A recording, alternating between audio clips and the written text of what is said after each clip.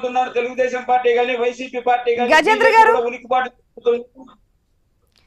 గజేంద్ర గారు వీళ్ళు మాట్లాడుతుంటే ఎలా ఉందంటే వీళ్ళు మాట్లాడుతున్న అరగంటలో ఏ ఒక్కరు కూడా నేను ఈ ఆంధ్రప్రదేశ్ కి ఇది చేస్తాను, దీని వల్ల నేను ఓట్లు అడుక్కుంటాను, నేను అధికారంలోకి వచ్చిన తర్వాత ఈ కార్యక్రమం చేస్తానని ఒక మాట కూడా చెప్పలేనంటే దబాకిలు ఈ ప్రతిపక్ష పార్టీలు.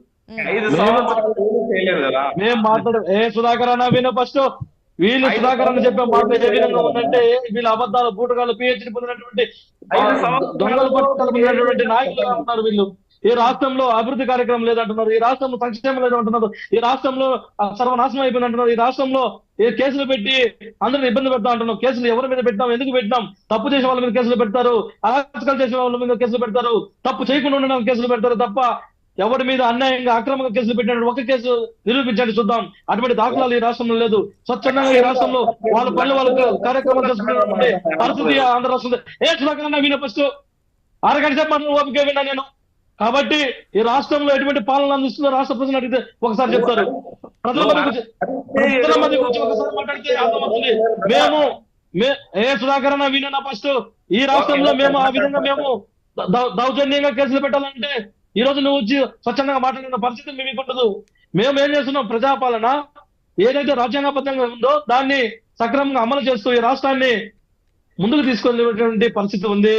కాబట్టి ఈ రాష్ట్రంలో ఈ సుధాకరణ చెప్పినట్టు ఈ రాష్ట్రానికి రాజధాని ఎందుకు లేదంటే చంద్రబాబు నాయుడు అడగాలి. ఈ రాష్ట్రంలో పోలవరం ఎందుకు కట్టలేదంటే చంద్రబాబు నాయుడు అడగాలి. ఈ రాష్ట్రంలో అనేక కార్యక్రమాలు ఎందుకు ఆగిపోయినాయంటే వీళ్ళు అడగాలి. 14 సంవత్సరాలు ముఖ్యమంత్రిగా ఉన్న ఈ టీడీపీ పార్టీ ఈ రాష్ట్రానికి ఏం చేసిందనో 2 విషయాలు చెప్పుకోలేనటువంటి వీళ్ళు కూడా మా గురించి మాట్లాడే పరిస్థితి. ఇంకా కాంగ్రెస్ పార్టీ అన్యాయంగా అక్రమంగా రాష్ట్రాన్ని విభజించి సర్వనాశనం చేసినటువంటి కాంగ్రెస్ పార్టీకి మా గురించి మాట్లాడుతుంది. బీజేపీ అధికారంలో 10 సంవత్సరాల నుండి ఆంధ్ర రాష్ట్రానికి సొమ్ములో మట్టి నీళ్లు ఇచ్చేసి వెళ్ళిపోయినటువంటి బీజేపీ పార్టీ మా గురించి మాట్లాడుతుంది. జనసేన పార్టీ అధికారంలో మేమున్నా ప్రతిపక్షంలో మేమున్నా మా మీదనే మాట్లాడేటువంటి జనసేన పార్టీ 0% ఉన్నటువంటి జనసేన పార్టీ గురించి కూడా మా గురించి మాట్లాడే పరిస్థితి ఉంది. వీళ్ళకి ప్రజల మీద చిత్తశుద్ధి ఉంటే, ఖచ్చితంగా వీళ్ళకి ప్రజల మీద అంత ప్రేమ ఉంటే వీళ్ళు నిన్నేం చేశారు, ఈ రోజు ఏం చేస్తున్నారు, రేపు ఏం చేస్తున్నారు అనే అంశాల మీద స్పష్టంగా ప్రజల మధ్య తిరిగినటువంటి పరిస్థితి వీళ్ళకి లేదు. మేము గర్వంగా చెప్పుకుంటున్నాం, కాళ్ళకే చెప్తున్నాం. మేము ప్రతి ఇంటికి వెళ్ళినప్పుడు ప్రతి ఓటర్లు కదిలించినప్పుడు మేము చేసిన కార్యక్రమం గొప్పగా చెప్పుకునే ఓట్లు అడిగేటువంటి పరిస్థితి ఉంది.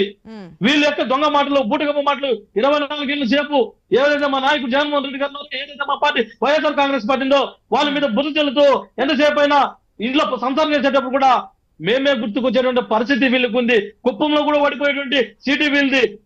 మొన్న స్థానిక సంస్థలు కానీ లేదా కుప్పంలో ఉన్నటువంటి మున్సిపాలిటీలో కూడా ఓడిపోయినటువంటి పరిస్థితి వీళ్ళది. వీళ్ళు అధికారంలోకి వచ్చేసి ఈ రాష్ట్రాన్ని ఏదో చేయాలని పాలించినటువంటి వీళ్ళు ఈ రాష్ట్రంలో ఏం తక్కువైందని మేము అడుగుతున్నాం. 5 సంవత్సరాలు మేము అధికారం వచ్చిన తర్వాత 5 సంవత్సరాలు ఏదైతే చేయాలో ఏదైతే చేయకూడదో అన్ని కూడా చేసుకుంటూ ముందుకెళ్తూ ఈ రాష్ట్రం ఏ విధంగా అభివృద్ధి చెందాలి, ఈ రాష్ట్రం ఏ విధంగా మహోన్నత స్థాయిలో ఉంచాలి, ఈ రాష్ట్రంలో పేదలకు ఏ విధంగా నిర్మించాలి, ఈ రాష్ట్రంలో వైద్యాన్ని ఏ విధంగా అందించాలి అని పాటుపడుతూ ముందుకెళ్తున్నటువంటి ఏకైక పార్టీ మాది, ఏకైక నాయకుడు మా జగన్మోహన్ రెడ్డి గారు. కాబట్టి ఇవన్నీ కూడా ఆలోచిస్తే ఎవరికి ఓటేస్తారు అని చిన్న పిల్లవాడిని అడిగినా కూడా, స్కూల్కి వెళ్ళే పిల్లవాడిని అడిగినా కూడా తక్కువ మంది జగన్మామకి ఓటేసి మా ఇంట్లో వాళ్ళకి చెప్పి ఓటేపించి అధికారంలో తీసుకొస్తామని గర్వంగా చెప్పుకున్నటువంటి పార్టీ మా వైఎస్ఆర్ కాంగ్రెస్ పార్టీ. మీరు దొంగల పార్టీ, బూతుల పార్టీ, సర్వనాశనం చేసే పార్టీలు మీరు. ఈ రాష్ట్రాన్ని ఏదో చేసామని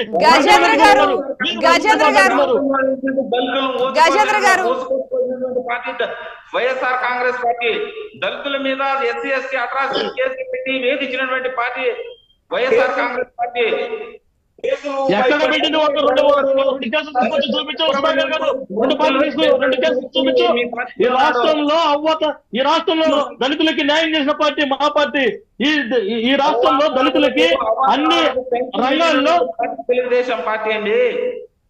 ఇది తెలుగుదేశం ఈ రాష్ట్రంలో పెన్షన్ స్టార్ట్ చేసింది, పేటెంట్ హక్కు ఉండేది తెలుగుదేశం పార్టీ. మీ పార్టీ ముందు అధికారంలోకి వచ్చింది కాబట్టి 200 పింఛన్ ఇచ్చి 20 రూపాయలు పింఛన్ ఇచ్చినటువంటి పార్టీ మీది, 3000 రూపాయలు పింఛన్ ఇచ్చిన పార్టీ మాది, అవ్వతాతలు ఆదుకున్నటువంటి పార్టీ మాది,